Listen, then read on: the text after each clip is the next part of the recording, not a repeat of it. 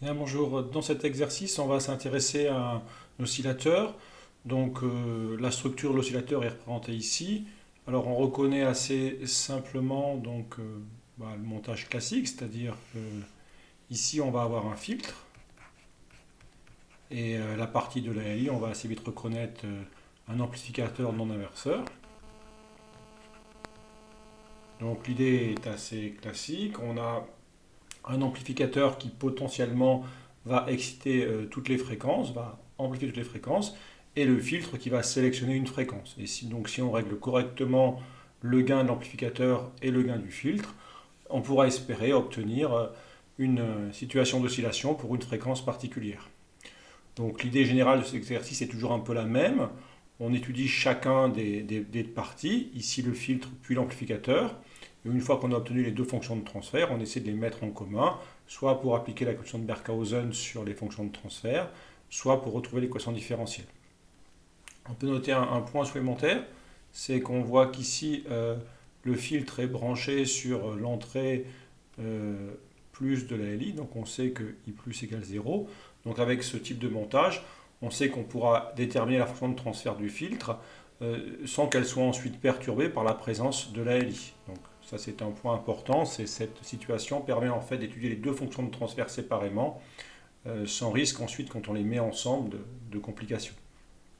Donc on peut commencer, bon c'est une question assez classique déjà, vérifier qu'on a bien un filtre passe-bande. Encore une fois, ce filtre il va sélectionner une fréquence, donc en général vous choisissez un passe-bande qui est si possible de facteur qualité élevé qui va sélectionner une fréquence.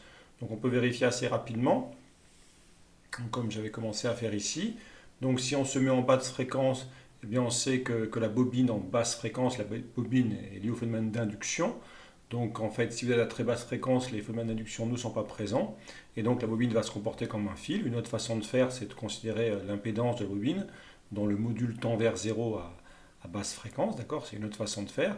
Et donc les bobines se comportant comme des fils ici, eh bien, on voit que pour le cas basse fréquence, euh, on a que US tend vers 0 quand oméga tend vers 0.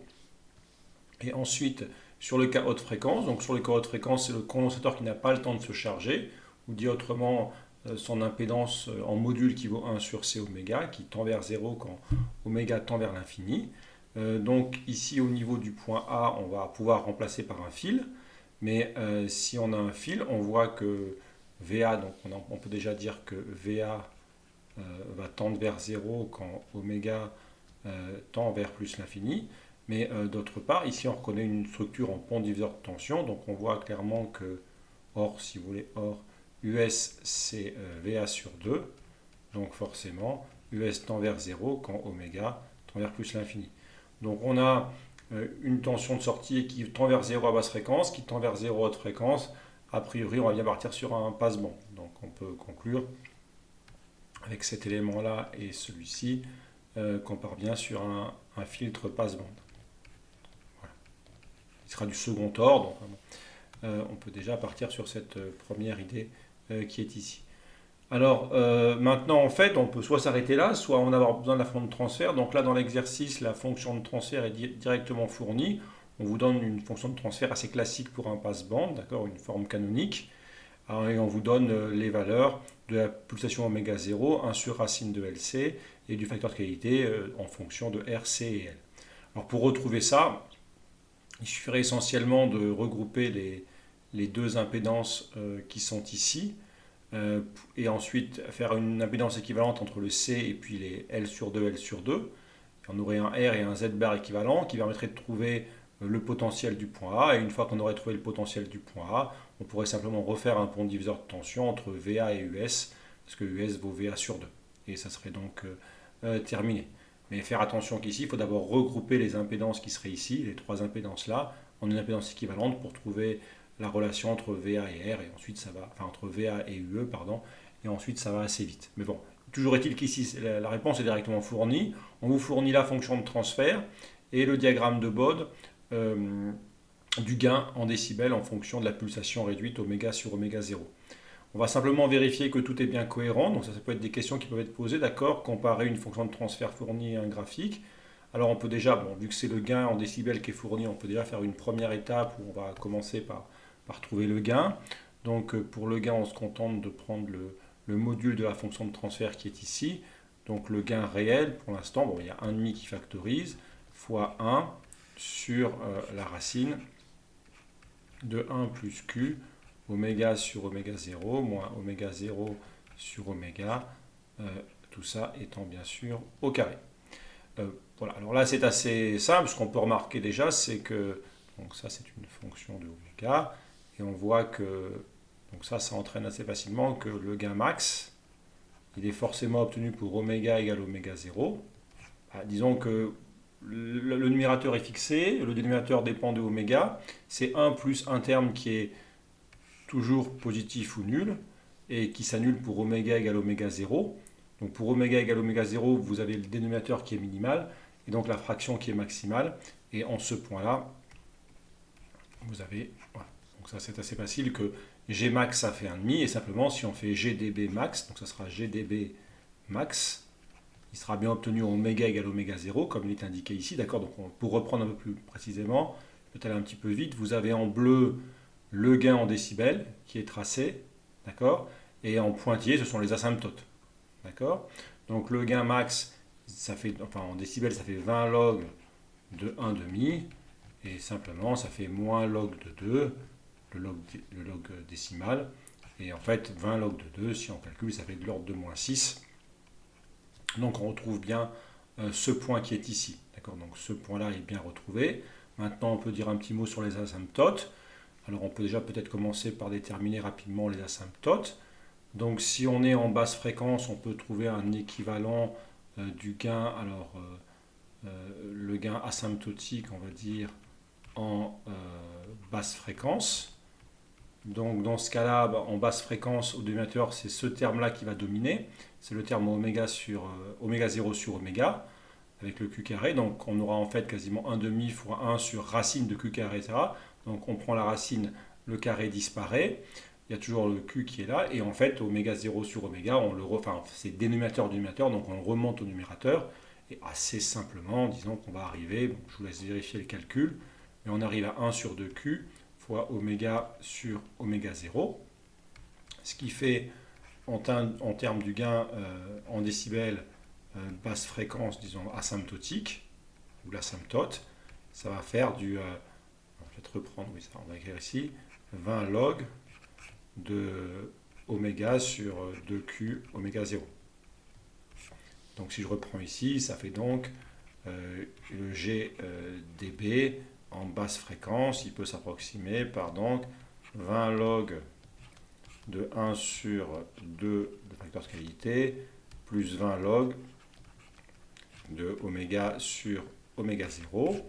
Et donc on retrouve une pente a priori. Donc là ici, c'est caractéristique d'une pente. Donc à plus 20 dB par décade. Bon, on peut vérifier assez facilement sur le document, d'accord. Si on passe d'une décade ici, on doit être vers, bon, on peut prendre ce point-là, d'accord, à moins 40, entre 10-2 et 10-1. Bon, on peut faire ça précisément, mais si on prend l'asymptote, ici à moins 20, on aura bien en une décade, d'accord, en passant à peu près de 3, disons, de 3 fois 10-2 à 3 fois 10-1, on a bien une montée de une décade, c'est-à-dire de 20, enfin, dans une montée d'une décade, on a bien plus 20 décibels de gain en décibels, donc ça paraît correct pour l'asymptote haute fréquence. On voit aussi que l'asymptote haute fréquence, bon, a bien sûr un décalage, d'accord, parce que ça c'est l'ordonnée à l'origine qui est ici, d'accord. Alors on fait pareil pour le cas haute fréquence. Pour le cas haute fréquence, on va garder ce terme-là, on va garder le terme qui est ici dans le dénominateur, et ça va simplement, au lieu d'avoir oméga 0 sur oméga, on aura oméga sur oméga 0. Je ne refais pas tous les calculs, mais disons que le gain en décibels à haute fréquence, on pourra donc l'approximer par 20 log de 1 sur 2Q moins 20 log de oméga sur oméga 0. Voilà. Et dans ce cas-là, on a une pente à moins 20 dB par décade qu'on retrouve bien sur le diagramme en haute fréquence, donc du moins 20 dB par décade. Donc tout ça, c'est cohérent. D'accord. Ensuite, la symétrie de la courbe, en fait, elle vient de la symétrie si vous changez oméga en 1 sur oméga, et donc ce changement de oméga en 1 sur oméga, ou disons oméga sur oméga 0 changé en oméga sur oméga, oméga 0 sur oméga, revient à faire une symétrie par rapport en logarithme, revient à faire une symétrie par rapport à oméga sur oméga 0 égale 1, qui est ici. Donc on a bien les deux asymptotes qui semblent cohérentes. Maintenant, pour retrouver le facteur de qualité, on peut remarquer que donc, si on croise, on peut chercher le... Donc, on cherche le oméga 1 tel que le gain décibels en basse fréquence est égal au gain en décibels à haute fréquence, enfin, donc pour les asymptotes, d'accord. Donc on regarde quand est-ce que les deux asymptotes se croisent, parce qu'on a quand même ce point qu'on vous donne, d'accord. Bon, bah, si on reprend les deux formules, il est clair que ceci se produit, donc quand est-ce que les deux fonctions peuvent être égales, celle-ci et celle-là. Vu que ce terme-là est égal, ça veut dire que moins 20 log de oméga sur oméga 0 doit être égal à 20 log de oméga sur oméga 0. Et donc la seule solution, c'est que c'est valable pour oméga 1 égale oméga 0. Donc la pulsation pour laquelle les deux asymptotes se croisent, c'est bien oméga 1 égale oméga 0, comme on le voit ici. Et en ce terme-là, et donc pour oméga égale oméga 0, le gain en décibels basse fréquence égale le gain en décibels haute fréquence. Et les deux valent 20 log de 1 sur 2Q. D'accord. Et si on lit sur le graphique, on voit qu'on est à tour de moins 12. Or, tout à l'heure, on a trouvé tout à l'heure que 20 log de 1,5, ça faisait moins 6. Donc en fait, si on prend, on voit bien qu'il faut faire 4, en fait, 1 sur 2Q doit faire 4, parce qu'en fait, ça fait 20 log de 1,5 au carré, d'accord, et ça fera 2 fois ça. Donc de tout ça, assez facilement, on déduit que 1 sur 2Q doit être égal à 1 quart, d'accord, ce sera 20 log de 1 quart, qui fera moins 20 log de 4, qui fera 2 fois moins, qui fera moins 2 fois 20 log de 2, et ce qui fera 2 fois moins 6, qui fera bien moins 12. Et donc de tout ça, on conclut que le facteur de qualité vaut 2 pour ce montage. Voilà.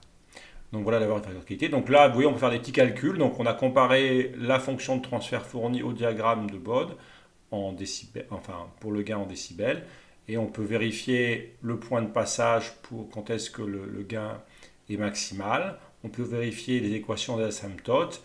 Et on peut peut-être trouver l'intersection des asymptotes qui vous donne un renseignement sur le facteur de qualité.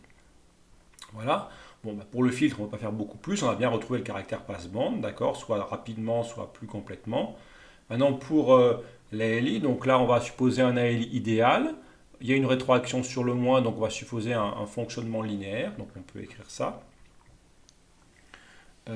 ALI idéal plus hypothèse fonctionnement linéaire du fait de la rétroaction sur le moins. Rétroaction sur le moins. Donc grâce à ça, eh bien, on va pouvoir supposer, c'est ce que j'ai fait ici, d'accord. Donc on va pouvoir supposer que epsilon égale V plus moins V moins égale 0. Donc si on reprend ici, c'est pour ça que j'avais directement le US qui est là, c'était V plus, c'est égal à V moins, et c'est pour ça que j'ai reporté le US qui est là. Ensuite, la relation entre US', la sortie, mais qui n'est rien d'autre que UE en fonction de US. Il faut, vu que le courant ici, on peut le remettre ici, hein, le courant qui est ici est aussi nul. Donc on peut bien appliquer un pont diviseur de tension. Et simplement, avec la formule du diviseur de tension, d'accord, on se contente de faire ici un pont diviseur de tension. Mais donc si on applique la formule du diviseur de tension, on va simplement trouver que US sur US', c'est donc, on va vérifier les valeurs qui sont écrites, ça c'est R1, donc R1 sur R1 plus R2, R1 sur R1 plus R2, et ce qui fait que si on préfère que US', ça fait 1 plus R2 sur R1 US, voilà, et sachant que en fait US' égale UE égale, ça c'est dû à la chaîne retour, hein, ça c'est le bouclage, bien sûr, vous devez faire un bouclage pour un oscillateur, donc là vous avez US' et vous repartez à l'entrée du filtre qui est ici, donc c'est aussi UE, et donc US' égale UE égale cette valeur là, donc 1 plus R2 sur R1 fois US. Donc ça, c'est la fonction de transfert. Donc si on retrouve bien un amplificateur non inverseur, comme c'était assez prévisible. Et maintenant, il n'y a plus qu'à s'intéresser à l'oscillateur. Donc l'étude du filtre a été faite, l'étude de l'amplificateur a été faite. Bon, il faut pouvoir faire ça assez rapidement. Bon, je suis passé assez rapidement sur la LI parce que normalement, ça doit être à peu près maîtrisé maintenant. Maintenant, donc j'ai juste réécrit les deux fonctions de transfert, la fonction de transfert du filtre, la fonction de transfert de l'amplificateur. Donc là, maintenant, pour essayer de trouver la condition d'oscillation, pour que ça puisse fonctionner, eh bien, l'idée, c'est qu'on va faire la condition de Barkhausen, d'accord? Et donc, on cherche un certain oméga R, tel que H bar J en oméga R fois K bar J en oméga R égale 1. Hein. Donc il ne s'agit pas de montrer que les deux, ce n'est pas quel que soit oméga, c'est qu'il faut trouver la pulsation pour laquelle. Alors en général, l'idée n'est pas de prendre le système dans son ensemble, il y a une des fonctions de transfert qui est beaucoup plus simple que l'autre. Alors, on peut noter que K bar de J oméga R, c'est simplement, quel que soit oméga, d'accord, c'est 1 plus R2 sur R1. Donc on voit que ceci, ben, ça appartient à R plus étoile. D'accord, c'est un terme qui est strictement supérieur à 1. Donc si on veut que le produit de deux nombres complexes vale 1 alors que l'un est un réel positif, ben, la solution c'est que l'autre soit aussi un réel positif. Donc ça entraîne nécessairement, pour vérifier la condition, que H bar en J oméga R doit appartenir lui-même à R plus étoile, d'accord? Sinon, si ce n'est pas le cas, s'il est dans C, eh bien forcément que le produit d'un réel avec un nombre complexe ne fera pas 1, ne fera pas un réel, d'accord? Donc si on reprend le H bar qui est ici, c'est assez facile de voir que la seule solution pour que le dénominateur soit réel, c'est que la partie imaginaire s'annule, et la partie imaginaire s'annulera si oméga égale oméga 0. Donc ça nécessite le oméga R à retenir, c'est bien sûr oméga 0. D'accord, ça se produit que pour cette pulsation-là. Or, pour cette pulsation-là, si on continue le raisonnement, et bien donc maintenant, on voit que H bar en J oméga 0, bien, ça fait simplement 1,5. D'accord, là, le reste disparaît. Et maintenant, or, on veut que H bar en J oméga 0 fois K bar en J oméga 0 soit égal à 1. Donc si lui vaut 1,5, eh bien ça entraîne forcément que il faut que K bar en J oméga 0 soit égal à 2. Et ça, ben, vu que c'est 1 plus R2 sur R1, ça entraîne que R2 doit être égal à R1. Et bien sûr, la pulsation se fera oméga 0. Donc on conclut que la condition, c'est ça. Donc ça, c'est la condition. D'accord? Donc là, on a la condition. La condition d'oscillation qui sera bien sûr à la pulsation oméga 0. Donc voilà la conclusion. L'oscillateur oscillera à une pulsation oméga 0 à condition que R2 égale R1. Donc dit autrement, si le rapport R2 sur R1 ici est inférieur à 2, eh bien l'amplificateur fournira une amplification inférieure à 2, et sur la chaîne retour, eh bien, le filtre divise au moins par 2, voire plus. Donc une fréquence quelconque, un signal de fréquence quelconque sur un tour, son amplitude va décroître, et donc vous ne pourrez pas créer un signal grâce à ce coup-ci, parce que l'amplification sur un tour globalement, vous aurez un gain qui est strictement inférieur à 1, et tout signal sera écrasé à chaque tour, et donc ne pourra pas croître. Inversement, si on prend un R2 sur R1 qui est plus grand que 1, dans ce cas-là, l'amplificateur fournirait trop d'énergie, et à chaque tour, le signal s'amplifierait et vous auriez une saturation. Donc on doit se placer juste à la limite, enfin en toute rigueur, il faut quand même démarrer sur le bruit, donc il faut choisir R2 à peine supérieur à R1, et au final, vous aurez une très légère saturation en sortie et un signal quasi sinusoïdal. Il y aura juste un tout petit passage en saturation, le temps d'évacuer le très léger trop-plein d'énergie, mais disons que la condition limite, c'est R2 sur égale R1, et dans le cas réel, R2 à peine supérieur à R1. Donc ça, c'est le raisonnement à l'aide des fonctions de transfert. On peut faire l'autre raisonnement à l'aide de l'équation différentielle. Donc pour faire ceci, j'ai à nouveau réécrit les fonctions de transfert pour un peu plus de simplicité. Et donc il faut simplement repasser en temporel. Donc je vais basculer ce terme-là de l'autre côté et puis celui-ci par là, d'accord? Donc je vais obtenir que 1 plus, donc ça va être équivalent au fait que 1 plus JQ oméga sur oméga 0 moins oméga 0 sur oméga de US bar. Ça sera égal à UE bar sur 2 et ce sera égal, d'après ceci, à 1 demi facteur de 1 plus R2 sur R1 US bar. Donc ça, c'est lui qui intervient ici, d'accord? Et une fois qu'on est là, en fait, on a déjà tout US bar. Alors l'idée, c'est qu'on a du oméga au dénominateur, donc il faut forcément avoir des termes en J oméga ou J oméga une puissance pour faire les dérivés. Donc ce qui est astucieux ici, en général, quand on continue ici, c'est en général de faire une multiplication par J oméga, et tant qu'à faire, on peut aussi faire disparaître le oméga 0 là. Donc on va faire une multiplication par J oméga oméga 0, mais l'essentiel, c'est de multiplier par J oméga. Donc ceci, on reprend tout, ça fera donc J oméga oméga 0 US bar, plus, alors on aura le J oméga avec le J oméga qui est là, ça fera du J oméga carré, les oméga 0 vont disparaître, il doit rester un facteur Q ici, US bar, et ensuite j'aurai donc le J oméga avec le J carré fait moins 1, avec le moins ça fait un plus. On aura les oméga qui disparaissent et les oméga carrés qui en font 2. Donc on aura donc, si je reviens tout, on aura donc le facteur de qualité, le oméga 0 et le oméga 0 qui font du oméga 0 carré. Je vais écrire un peu le 0 qui n'est pas très bien passé ici, comme ça. Et les oméga disparaissent et J carré moins fait un plus.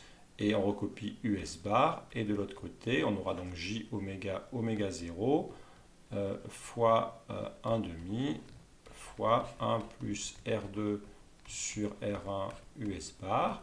Maintenant, on repasse en temporel. Donc, on aura oméga 0 d de US sur dt, plus, ça c'est la dérivée seconde, Q d carré US sur dt carré, plus Q oméga 0 US. Et ici, donc, oméga 0 sur 2, facteur de 1 plus R2 sur R1, et d de US sur dt. Bon, ça va donner ça à peu près, hein, pour les calculs, vous vérifiez, mais ça doit être cohérent. Maintenant, je peux écrire sous forme canonique, donc c'est quasiment fini, mais on peut refaire une forme canonique. Donc là, on va faire apparaître d carré US sur dt carré. Je vais diviser par Q. Ici, donc ça c'est comme ça. Ici, vu que je divise par Q, le terme là va disparaître et j'aurai oméga 0 carré US égale 0. Alors maintenant, il me reste les termes en DUS sur DT. On va essayer de ne pas en oublier en route. Donc, il me reste un oméga 0, ça c'est sûr. J'ai divisé par Q, donc il faut que je divise par Q ici. On retrouve le classique oméga 0 sur Q. Ensuite, qu'est-ce qu'il me reste? Il me reste donc là j'ai du 1, et là j'ai 1 demi. Donc ça fait mais 1 moins 1 demi, donc il reste 1 demi. Et moins, on va factoriser par 1,5, parce qu'en fait le 1,5 va être en facteur, d'accord, parce qu'ici j'aurai ici 1,5 de R2, donc en fait on va factoriser par 1,5, et il va rester 1 moins R2 sur R1. Donc si on jette un coup d'œil, d'accord, je n'ai pas dû trop me tromper, et donc ça, je ne sais pas si c'est très très propre, mais en tout cas c'est l'équation différentielle du système, d'accord, donc c'est bien homogène, on a une tension, un temps au carré au dénominateur, ici une tension, une pulsion au carré, donc tension sur temps au carré, tension sur un temps, oméga 0 ici fait bien l'inverse d'un temps, donc au moins déjà vérifier l'homogénéité. Maintenant on va pouvoir comparer le résultat. Ce qu'on veut pour avoir une oscillation, donc pour qu'on ait une oscillation, il faut forcément annuler le terme du premier ordre, donc ici on veut ça égale 0 pour avoir un oscillateur harmonique qui va permettre une oscillation. Voilà. Et donc pour avoir ceci, eh bien, il faut forcément, ça va nécessiter que R2 soit égal à R1. Donc on retrouve bien la condition précédente, d'accord? Et si R2 égale R1, maintenant on voit que la pulsation, et pulsation se fera bien, pulsation propre, ce sera bien oméga 0, d'accord? Comme attendu, donc on trouve bien le même résultat. Donc toujours pareil, si vous avez R2 qui est un tout petit peu plus petit que R1, donc si R2 est inférieur à R1, vous aurez ici un terme positif, les trois termes de votre équation sont positifs, vous avez un système stable et rien ne peut démarrer. En gros, il restera un terme d'amortissement, quoi. Si ce terme est positif, vous aurez de l'amortissement comme si vous avez une résistance, et partant de rien, ou partant de pas grand-chose, vous ne pourrez pas avoir plus que pas grand-chose. Et en fait, il faut que ce terme soit légèrement négatif, d'accord, pour que le système soit à peine instable, et que la tension puisse démarrer à partir du bruit pour venir légèrement frotter légèrement sur la saturation, où là, il y aura un peu de dissipation. Et donc, mais en tout cas, le cas limite, c'est bien R2 égale R1. Voilà. Donc au final, rien de très extraordinaire sur cet exercice, hein. Identifier les deux parties du montage, le filtre, l'amplificateur. Bien noter ici hein, le branchement sur la borne d'entrée qui permet bien d'isoler. Le fait qu'on ait bien un fil qui permet de faire un bouclage. Bien sûr, il n'y a plus de GBF dans le montage. L'énergie est apportée par la LI qui est alimentée. Donc après, c'est toujours la même chose. On étudie le filtre, au moins ces grandes idées du filtre, pour quelle pulsation on a la résonance, si besoin, trouver quelques caractéristiques.